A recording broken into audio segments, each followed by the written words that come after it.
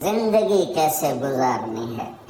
میرے نبی کی زندگی کا دوسرا رخ کہ بطور انسان زندگی کیسے گزارنی ہے، مرد عورت ہے زندگی کیسے گزارنی ہے۔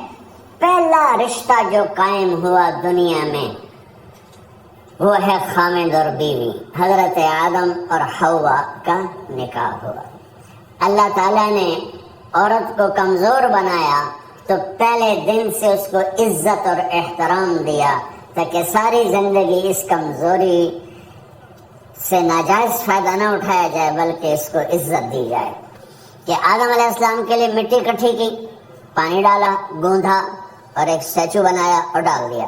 جب وہ خشک ہوا اس میں روح ڈالی اور پھر وہ ننگے بدن تھے، پھر ان کو جنت کے کپڑے پہنائے اور جنت میں ڈال دیا۔ اس کائنات کا حسن بھی عورت سے ہے اور جنت کا حسن بھی عورت سے ہے۔ حضرت آدم علیہ السلام جنت میں، لیکن بابے جی دا دل ہی نہیں لگتا، کلے کلے ہی ٹرے پھر دے۔ اب اللہ نے عورت کو بنانے کا ارادہ کیا تو اللہ ایک ڈھیر مٹی کا اکٹھا کر کے عورت کے لیے بھی بنا دیتا اور اس کا اسٹیچو بنا دیتا اور اس کو خشک ہونے دیتا، پھر اس میں روح ڈالتا، پھر اس کو کپڑے پہناتا۔ آپ حیران ہوں گے، سبحان اللہ، اللہ نے ایسا نہیں کیا۔ آدم علیہ السلام سوئے، آنکھ کھلی تو دیکھا ایک خوبصورت حسین عورت۔ یہ بات اکثر لوگوں کو معلوم ہوگی کہ یوسف علیہ السلام دنیا کے حسین ترین انسان تھے، اور یہ بات شاید کسی کو معلوم نہیں ہوگی کہ دنیا کی سب سے حسین خوبصورت عورت حضرت حوا ہے۔ حوا جن پر بڑھاپا آیا ہی نہیں، 1000 سال کے قریب زندگی گزاری، بڑھاپا نہیں آیا۔ حضرت آدم اور حوا قریب قریب عمر تھی۔ حضرت آدم کی عمر تو کتابوں میں مل جاتی ہے 1000 برس، لیکن حضرت حوا کی عمر کتنی تھی یہ کہیں پڑھنے کو ملا نہیں، اسے میں اندازہ کرتا ہوں کہ قریب قریب ہوگی۔ بڑھاپا نہیں آیا، بیماری نہیں آئی، اور حضرت حوا کو مینسز بھی نہیں آتے تھے۔ یہ عجیب بات آپ کو بتاؤں، اللہ نے اتنا جنت کا ان کے اندر نمونہ رکھا۔ تو جب حضرت آدم کی آنکھ کھلی تو دیکھا ایک حسن کا پیکر، انہوں تو جنت ہی بھول گئی۔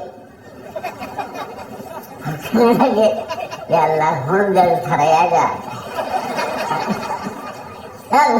یار کون ہے؟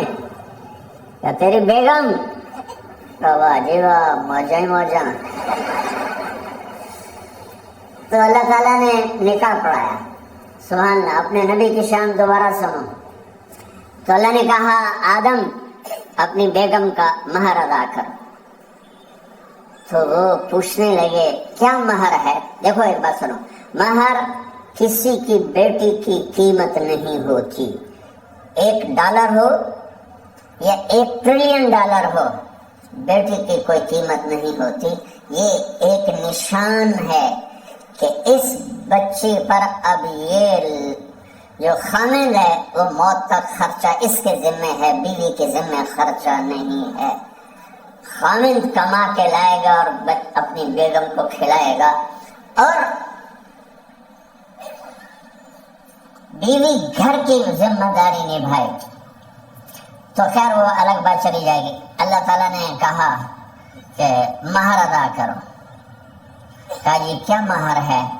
تو میرے اللہ نے کہا تیری نسل میں میرا آخری نبی آئے گا، اس پہ ایک دفعہ درود پڑھ دے، یہ مہر ہے۔ اچھا، شروع دن سے ہے کہ میں نے قبول کیا۔ قبول کیا کا مطلب ہے کہ میں اس لڑکی کو قبول کر رہا ہوں، اس کی کمیوں کے ساتھ بھی خوبیوں کے ساتھ بھی۔ اور جب لڑکی کہتی ہے سائن کرنا قبول کیا ہے، یا زبان سے کہے قبول کیا ہے، تو یہ اس بات کی گارنٹی ہے کہ میں نے اپنے اس لڑکے کو خامد ہونے کے طور پہ قبول کیا، اس کی کمیوں کے ساتھ بھی، اس کی خوبیوں کے ساتھ بھی۔ اور جو ہی شادی ہو کر ڈولی سسرال کے گھر جاتی ہے تو ٹیسٹ شروع ہو جاتا ہے، کی کر دیے، باندھی کے میں، اٹھیں دی کے میں، بول دی کے میں۔